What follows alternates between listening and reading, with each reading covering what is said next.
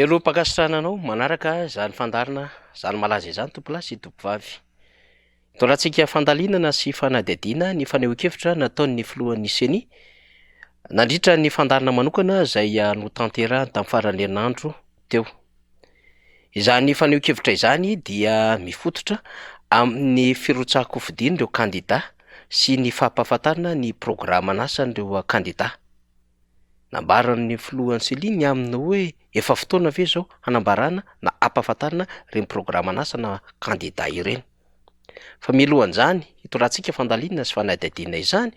dia hoenontsika aloha ny sary sy ny feo mirakitra ny fandarina izay niresahan'ny filohan'ny Seny izany zava-boalaza nambarantsika teo izany de miverina indray tsika ao anatin'ny fandalinana sy fanadihadiana. Amin'izao fotoana zao nefa manao déclaration de candidature daholo ny ankamaroan'ilay olona efa mampahafantatra ny programan'asany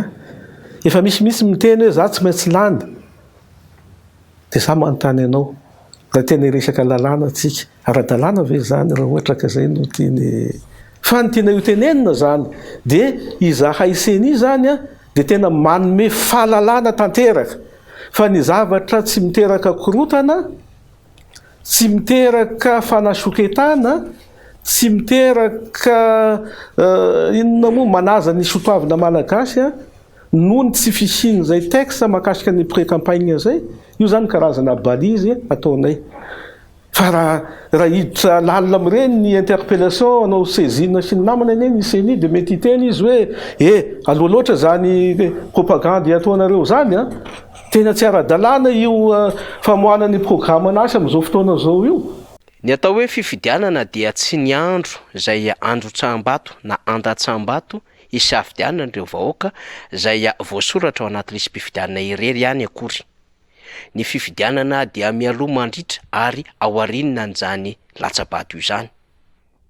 Zany hoe misy andraikitra marobe takiany lalàna ny amin'ny fifidianana de ny fikarakarana ny fifidianana, ny fanomanana ny fifidianana ary ny fiatrehana ny fifidianana sy ny aorian'ny fifidianana amin'ny alalan'ny fampahafantarana ny vokatra zany fifidianana zany. Ny fifidianana dia tsy mikarakara irery ihany no misehatra amin'izany fifidianana zany fa mazava ho azy eo ny Seny mikarakara ny fifidianana, eo ny andraikitry ny fitondram-panjakana amin'ny alalan'ny mpanatanteraka, fa eo ihany koa ny andraikitry ny mpanaramaso ny fifidianana, ny andraikitry ny mpisehatra hiatrika izany fifidianana izany amin'ny alalan'ny vondrona sy ny antoko politika samihafa ary indrindra ny vahoaka izay tena handray anjara amin'izany fifidianana izany. Reo ny eto atoerana fa ivelan'izany de misy ny sehatra mpanaramaso eo amin'ny sehatra raisam-pirenena sy ny mpamatsy vola amin'izany fifidianana izany zay le hoe mpiara-miasa, mpiara-miombonantoka, ara-teknika sy ara-bola any Madagasikara. Ka eo amin'izay sehatra ny fifidianana resahan'izay dia tsy maintsy ny mpisehatra politika no miezaka mampahafantatra ny fahavononany handray anjara anatin'izany fifidianana izany. Raha tsy misy manko ny mpisehatra politika izay hanolotra kandida ao anatin'izany firotsako fidiana izany amin'ny alalan'ireo fifidianana isa-tsokajiny voatondro ny lalàna handraisan'ny vahoaka anjara mivantana, ohatra amin'izany ny fifidianana kominaly, ny fifidianana solombambaoaka ary ny fifidianana filoham-pirenena dia atao zava-poana ihany ny fikarakarana atao vomeram-pirenena mahaleo tena amin'ny fifidianana raha tsy misy ho isika ny mpisehatra politika vonona ary handray anjara amin'izany. Izany fahavonona mpisehatra politika izany anefa dia tsy voafetra ny andro no hanambarany ny amin'ny hoe fahasahiny hirotsaka handray anjara amin'ny alalan'ny fifidianana hitsarain'ny vahoaka azy. Tena marina aza dia aprisihana mihitsy ny antoko politika sy ny vondrona politika mba handray anjara anatin'izany fifidianana izany fa tsy sakanana satria izany ny tena takiana amin'ny mpanao politika dia ny hoe hitsarany ny vahoaka azy amin'ny alalan'ny latsabato. Raha toa ka resy lahatra amin'ilay tsanganana olona ny vahoaka na atao ihany koa ka resy lahatra amin'ny alalan'ireo vinavina zay hoentin'ireo kandida mpirotsaka fidiana eo anatrehan'ny vahoaka. Ka tsy mifidy fotoana ho isika ny fampahafantarana ny fahavonona n'ireo kandida hirotsaka fidiana amin'ireo ambaratonga mpifidianana zay ho tanterahana eto amin'ny firenena. Izany no ny antsoina mandrakariva ny amin'ny fahavonona ny fitondram-panjakana zay hamoaka vola hikarakarana ny lisym-pifidianana vaovao arak'izay fanavozana ifotony zay na refonte totale nambarany lalàna zay fatao isaky ny volo taona. Zany ihany koa ny antsoina ho an'ny fitondram-panjakana mba hamoaka hanakery ny datim-pifidianana satria efa namolavola datim-pifidianana naroso tany amin'ny gouvernement ny voameram-pirenena mahaleo tena mikarakara izany.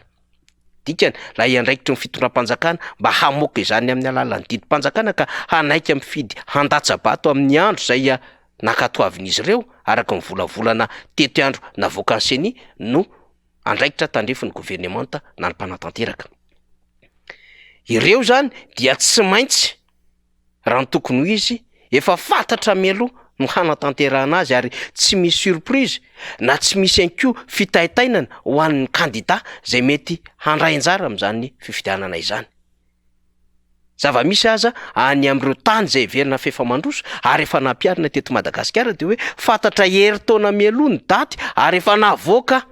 tsy niandry an'ilay 90 andro nambarany lalàna ny fiantsoana mifidy an-datsabato fa nisy aza efa namoaka embolana mialoha ny fifidianana mihitsy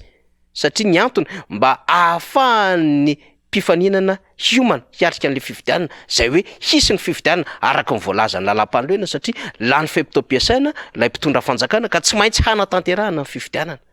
ka hiomana mialoha ireo mpiratsy fidiana ary mba ahafahan'izy ireo midina eny fotony miainy ny etaetam-bahoaka ka handrafitra izany ao anaty vinam-piarahamonina na programan'asa samihafa raha toka mahazo an'izany fitokisam-bahoaka izany.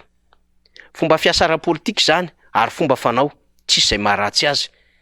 satria tsy maintsy ho isika mampafantatra mialoha amin'ny vahoaka mpifidy ny candidat sy ny mombamomba azy ary ny vahoaka mpifidy ihany koa mila mahafantatra ny akamaroany ireo candidat hirotsaka ho fidiana ary angataka ny safidim-bahoaka amin'ny alala ny fanio-kevitra amin'ny andro anankiray zay atondrony lalàna hanatanterahana fifidianana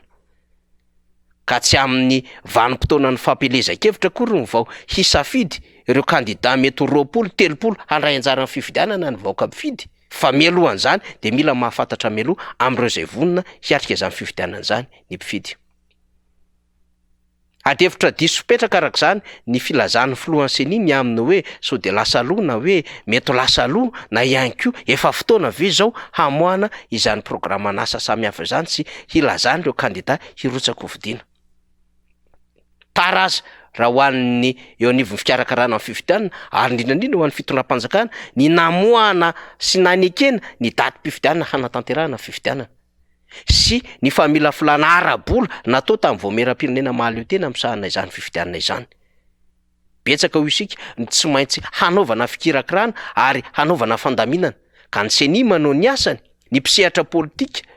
sy ny candidat hanao ny andraiky ny tandrify azy ny mpanara-maso ny fifidianana hanatanteraka izay tandrify azy ihany koa sy amin'ny fanontaniana zay tokony ataony ary iomana hanara-maso ny fifidianana ny sehatra iraisam-pirenena hamatsy vola ihany koa hanao ny anjara tandrify azy ireo ka tsy hitsabaka fa hanao ny tosika ara-teknika sy ara-bola ho an'ny fikarakarana izany fifidianana izany ary ny vahoaka zay angatahana ny safidiny amin'ny alalan'ny latsabato rehefa tonga ny fotoana dia hiomana ihany koa ka tsy vitany hiomana handrotsabato amin'ny fotoana iny fa hiomana manoratra ny anariny anaty lisym-pifidianana hiomana ihany koa handray ny mombamomba azy amin'ny alalan'ny kara-pifidianana vaovao zay tokony hisy ny sariny ary hiomana ihany koa hijery ny lisym-pifidianana eny amin'ny birao-pokotany isan'isany eny ary hiomana ihany koa hifidy rehefa tonga ny fotoana araka ny takiany lalàna andreo mpikambana ao anatin'izany birao fandatsaham-bato izany indrindra hiomana hanara-maso ary hiaro izany safidiny izany. Izany sy izany no andraikitra amin'ireo sokajy mpisehatra sy mpikarakara ary mpandray anjara mivatana amin'itony fifidianana itony. Ny antsika zay adevitra zay mba hatsapahany rehetra ny amin'ny andraikitra tandrify azy ka efa mijoro amin'izany ireo candidat ary efa mampiseho ny fahavononana. Raha toa moa ka tsisy candidat hirotsaka ao anatin'ny fifidianana, inona ny fifidianana ho karakarain'ny seni arak'izany? Dikan'izany fifidianana tsy maharesy lahatra olona, fifidianana tsisy mpandray anjara ary raha toa ka ny candidat mpanjakany irery ihany no handray anjara amin'izany dia tsy azo lazaina fa fifidianana izany fa fametrahana ny mpitondra hiverina sy hitoetra eo amin'izany toerana izany ihany. Mazava ankehitriny fa nanana fahavononana amin'izany ny antokotiko Madagasikara sy ny filoha Marc Ravalomanana ary efa nisy ny Congrès national izay nampahafantariny izany fahavononana izany ary efa nisy ihany koa ny fampahafantarana tamin'ny fomba ofisialy taoriny ny fivoahan'ny didim-panjakana izay manaiky mifidy an-Datsabato amin'ny 7 volana Novambra. Ary efa nampisehony ihany koa ny fahavononany amin'ny alalan'ny MAP+ izay atolony ho an'ny vahoaka malagasy mba hodinian'ny vahoaka, heritreretin'ny vahoaka ny amin'ny hoe misy ny vahaolana aroso raha toa ka efa vonona ny tenany. Zany zava-misy, zany malaza, makasitraka tompoko lahy, makatelina tompoko vavy.